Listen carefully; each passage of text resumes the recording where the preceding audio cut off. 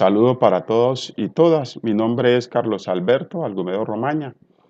El docente es el profesor Gustavo Adolfo Hincapié Llanos.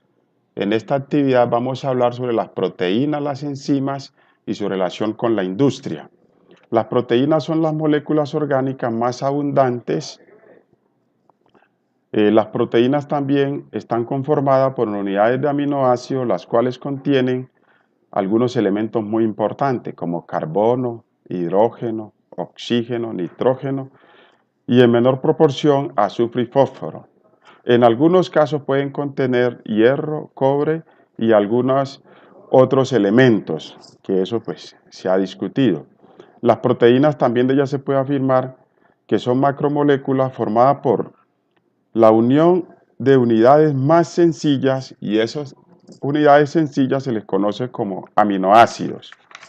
Para precisar, aquí hay una gráfica y en esta gráfica podemos ver que al principio se ubica un nitrógeno, dos carbonos y tiene algunos radicales, y podemos mostrar esas tres estructuras que están allí y lo que producen. Entonces vamos a hablar un poquito sobre estas proteínas y que finalmente terminan produciendo agua. Entonces, los enlaces que forman parte de las proteínas se llaman enlaces peptídicos. Los peptídicos simples son cadenas cortas de aminoácidos que están unidos de manera covalente por medio, digamos, de un enlace peptídico. Ese enlace peptídico se va a formar por la reacción de un grupo amino, que ahí se puede identificar en la gráfica, y un aminoácido y un grupo carboxilo. Del aminoácido contiguo con la liberación de molécula que finalmente aquí podemos ver molécula de agua. La estructura primaria que corresponde a la secuencia de aminoácidos. Esa secuencia de aminoácidos se puede mirar aquí en la primera representación, cómo va en cadenas y cómo van ubicados los aminoácidos. Ahí podemos observar claramente. En la estructura, para pasar a la estructura secundaria, esa estructura que provoca la aparición de motivos estructurales. Y esos motivos estructurales podemos decir que está el tipo de hélice tipo B, hoja plegada y al azar. Y miramos la gráfica por qué se habla de tipo B o por qué se habla de tipo plegada. Podemos observar aquí en este tipo hélice cómo está la ubicación, y podemos mirar en el tipo B, hoja plegada, miramos también la parte plegada. Y acá cómo se cumple esta estructura, porque se funciona al azar, o se le conoce así también como una estructura al azar. En la estructura terciaria, que define la estructura de las proteínas, compuesta por un solo polipéptido, más conocido como un solo polipéptido. Entonces, en estos polipéptidos de la estructura terciaria podemos mirar lo siguiente. Ahí se presenta la estructura globular y la estructura fibrosa. Como vemos, esta estructura globular tiene que ver con los glóbulos, y esta estructura fibrosa, acá se hace también como, y la cadena que muestra aquí, podemos observar todo. Y pasamos a ver la última de esas estructuras, que es la estructura cuaternaria. Si interviene más de un polipéptido. Entonces podemos ver que en esa estructura, la unión de varias estructuras terciarias globulares, realmente aquí vemos esta unión que encontramos allí. Podemos indicar que esa es la que nos da la indicación que se unen varios polipéptidos, y a esta estructura es la que se le conoce como estructura cuaternaria. Los aminoácidos.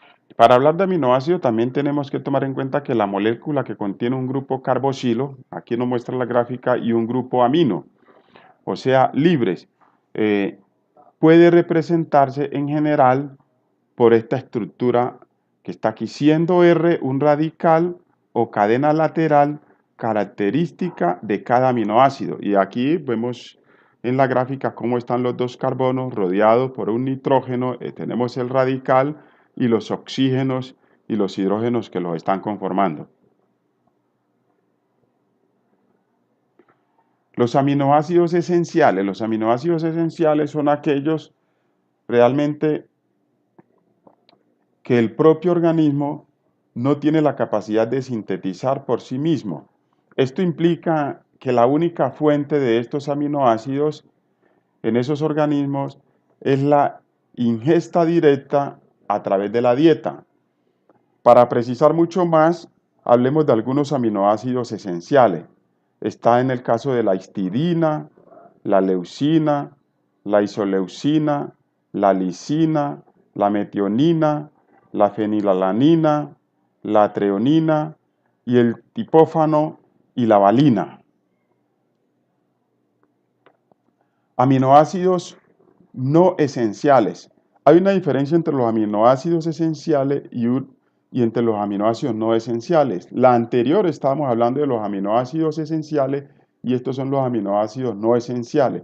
Se llaman aminoácidos no esenciales a todos los aminoácidos que el cuerpo los puede sintetizar y que no necesita hacer la ingesta directa en una dieta. Tenemos el caso de la alanina, la arginina, la asparaganina, ácido aspartico, cisneteína, glutamina, ácido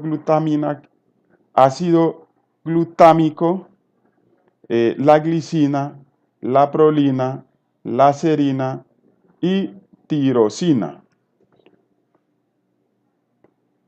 En el caso de las enzimas, estas presentan algunas clasificaciones. Para este caso vamos a hablar de dos, las simples y las conjugadas.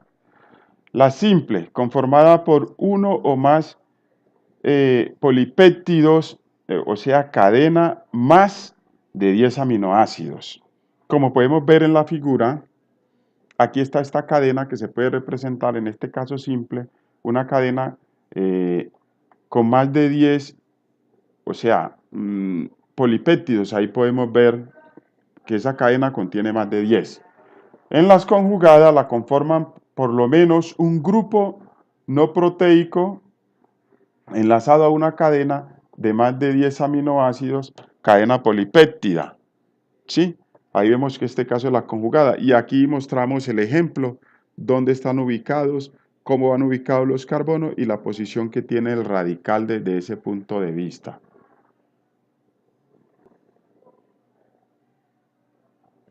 Bueno, las enzimas microbianas y sus aplicaciones. Queremos hacer, por ejemplo, aquí cómo se han aplicado y qué incidencia pueden tener estas enzimas microbianas, sobre todo en el tema industrial, porque es muy importante resaltar eso. Tenemos el caso de la enzima, tenemos la fuente, la aplicación industrial. Bueno, aquí vamos a ver el caso. Por ejemplo, la invertasa estaba en las levaduras. ¿En dónde es su aplicación? Realmente en el relleno de caramelos. ¿Y qué papel cumple en la industria? Pues se utiliza mucho en las confiterías. La glucosa oxidasa. Tenemos el caso de los hongos y ahí podríamos decir que la fuente son los hongos. ¿Y dónde se aplica? Eliminación de glucosa y oxígeno, papeles para pruebas de la diabetes, es muy utilizada. Y en la parte industrial se utiliza en alimentaria y sobre todo en la parte de farmacéutica. Continuando en el orden, hablamos de la glucosa isomerasa, y esta está pues en las baterías, también en jarabe cereales, rico en glucosa, bebida refrescante, pues ese es como el uso, ya lo había dicho. Y la pectinasa, que tiene aplicación en los hongos, prensado, calificación del vino y zumos de frutas.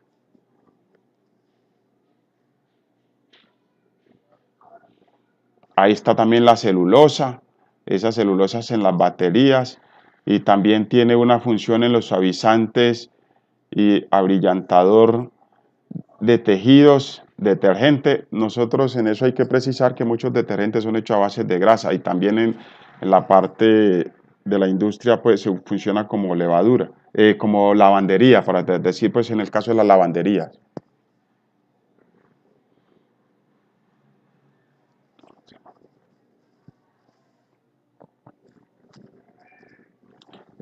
Métodos de inmovilización de enzimas.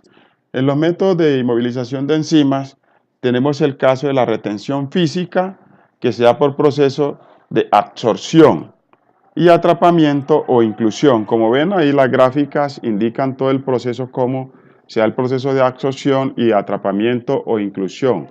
Y tenemos la otra parte que se da en la inmovilización química, que es la unión covalente.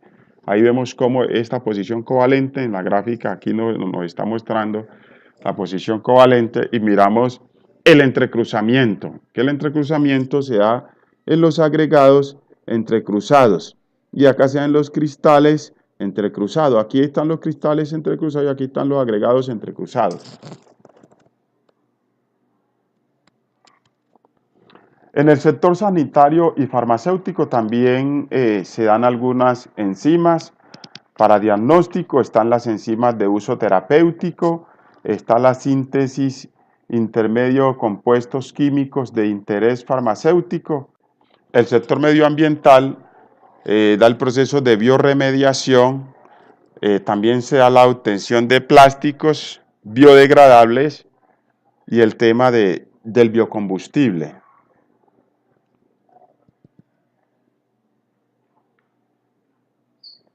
En el sector agroalimentario, también nosotros podemos ver que ahí está en el caso de las aromas, los endulcorantes y aditivos, y algunos también que son de tipo alimentarios. Y las enzimas, decimos el caso de las enzimas, para que cereas y productos, o sea, en el caso de la enzima, para el caso de queserías y productos lácteos dietéticos, y especialmente la exigencia es que sea sin lactosa. Están los insecticidas y los herbicidas. Y allí tenemos también el caso de los aminoácidos y otras moléculas nutritivas.